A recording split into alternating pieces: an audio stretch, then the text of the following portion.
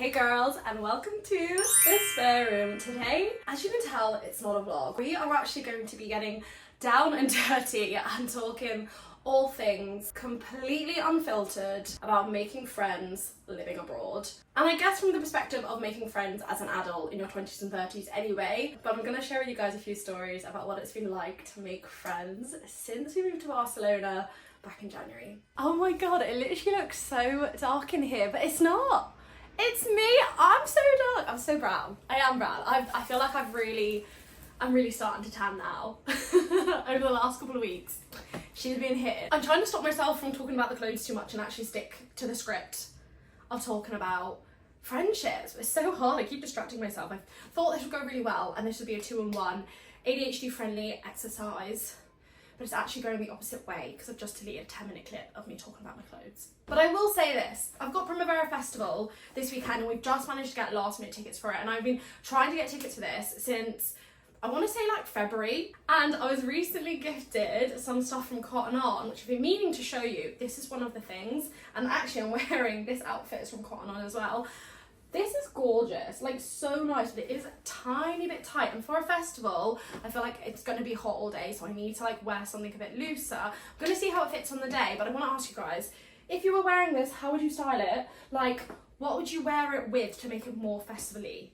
Because I really want to like bang these outfits out, and festival fashion is one of my favourites, but I never go to festivals, so I never like I enjoy seeing it, but I never pay attention. Do you know what I mean? So if you have any advice, please let me know. And then for the second day, I was also thinking I could wear it with this underneath. Maybe I should like cut the sleeves so that they're short, because this is a bit small for me anyway. It does stretch. But yeah, I could wear it with this, or I could wear this with like a sexy skirt, like a mini sequin skirt or something. I don't know. If you have ideas, like please tell me. And then for the second day, because I'm going to go for 2 days and we're sleeping at home, for the second day it's got to be this. I just don't know what shoes, because everyone obviously is going to wear like comfy trainers, but I want to look good and I want to be comfortable. I don't know what to wear. Okay, enough clothes talk, let's get to business. So when I first got here at the end of January, I kind of felt like there's no rush to make friends. There's no need to like push myself out of my comfort zone really quickly, like from the get-go, and I was really like mentally conscious of not putting too much pressure on myself to make friends to begin with. And I think that's something that's like really important to do, because it's so easy to get so swept up in, I've moved to this place alone, I've moved here like with my partner, but I really need to make my own friends, or I really need us to make friends and whatnot. But the problem is, if you rush into something like that, you're probably not giving yourself like enough time to just like sit with your own transition from living at home to moving to this place, this new place, and you'll probably end up rushing into making or building friendships with people who aren't really like your kind of person, but rather get focused on having a friend instead of having the right friend. So ironically, I was really aware of this and really conscious of taking my time. Oh, a hair tie, what a win. And not jumping into the deep end and just like trying to make friends with absolutely everybody. And instead I gave myself about 3 weeks before I decided to go to an event.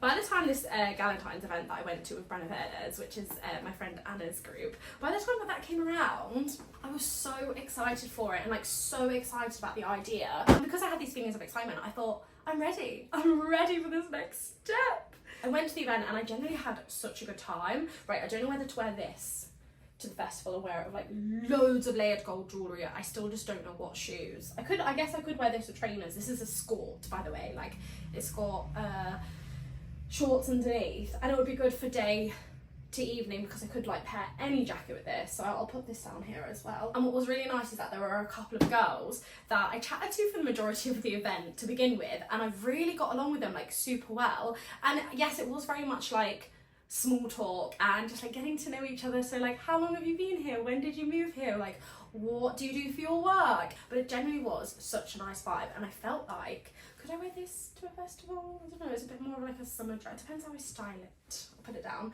It was really nice because I just felt like there's nice girls out there. There's nice girls in Barcelona that I'm going to be able to meet and I'm going to be able to befriend. Like, it was just a really nice start to making friends in Barcelona.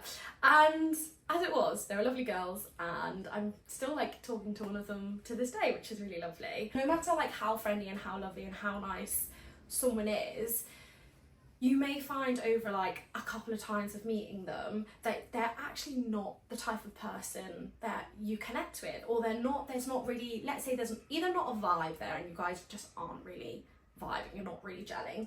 That's okay. Don't put pressure on yourself to have a strong relationship or a strong friendship with everyone you meet just because you're both nice people. And the other side of it is, don't put pressure on yourself to pursue a friendship when there are alarm bells ringing. Like I see friendship dating the same as I see relationship dating. There are going to be signs in the early days of what kind of person this person is behind all of the like niceties and all the politeness, who they are in their core. And I am so bad for just like focusing on the good in people or focusing on the way I want to see them, that I often like ignore red flags in friendships. And I definitely did that in past relationships because I just had this picture in my head or this like perspective in my mind that it is always the best case scenario. It is, I'm always trying to see the good in that person or the good in that situation. And I know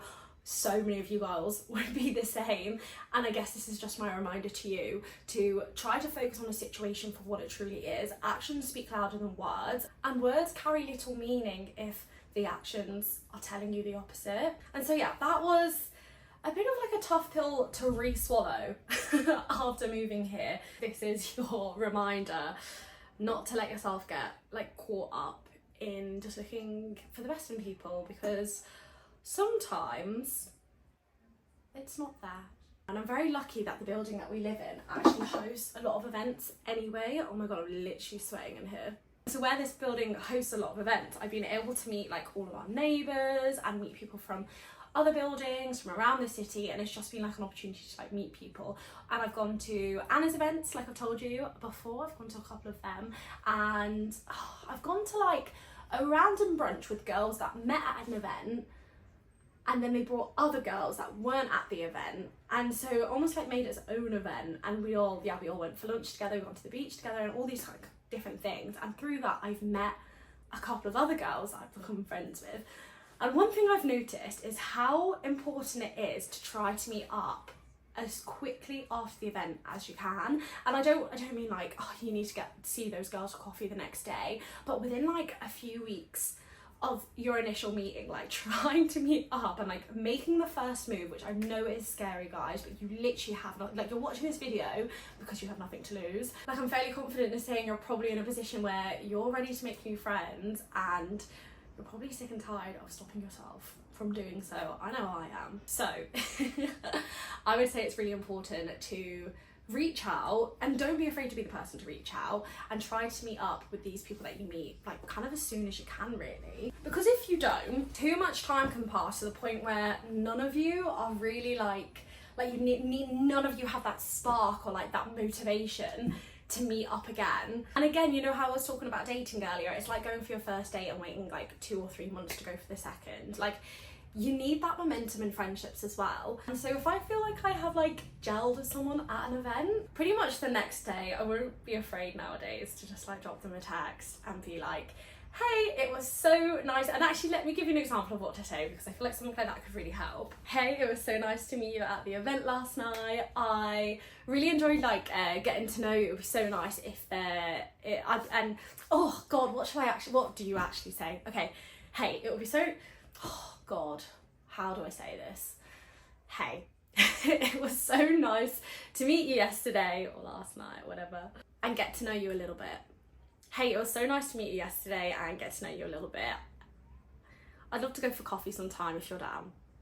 XX. That is it. You do not need to overcomplicate it. You don't need to say loads. You don't need to overthink it. That is all you need to say. It was nice to meet you. Do you want to grab a coffee? And I feel like making that first move can really help for a friendship to form nice and naturally. You meet after the coffee, have a good time after the coffee, you go do something else together, and then suddenly your friends go around each other's houses, meeting each other's partners, chilling on the sofa, getting a takeaway, just doing whatever.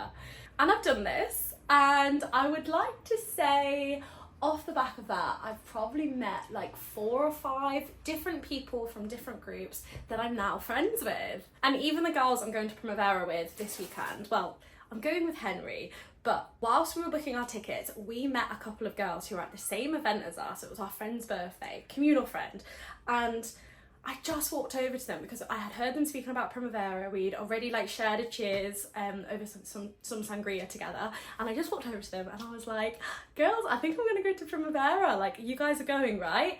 And suddenly the ice was broken and we were talking about music, drinks, what outfits we're gonna wear, and then suddenly we were talking about each other's boyfriends, where we're from, how much we've travelled, why we're in Barcelona, and the whole thing was just flowing. And it really is about that initial conversation or that initial sentence to help break that ice. Okay, something I love about making friends in your 20s and 30s and whatever age you may be, because, and I want to say this because I feel like there is a lot of negative talk on what it's like to make friends in your 20s and 30s, because the reality is, yes, it is hard and it does take a lot of conscious effort that I would say in your 20s is the first time you have to do that in your life, whereas at school you're put in the same position and situations every single day, so you are meeting and interacting with the same people to the point where you learn to resolve problems and issues when they arise, and you learn to kiss and make up when you fall out. But when you're an adult and you're in your 20s and 30s,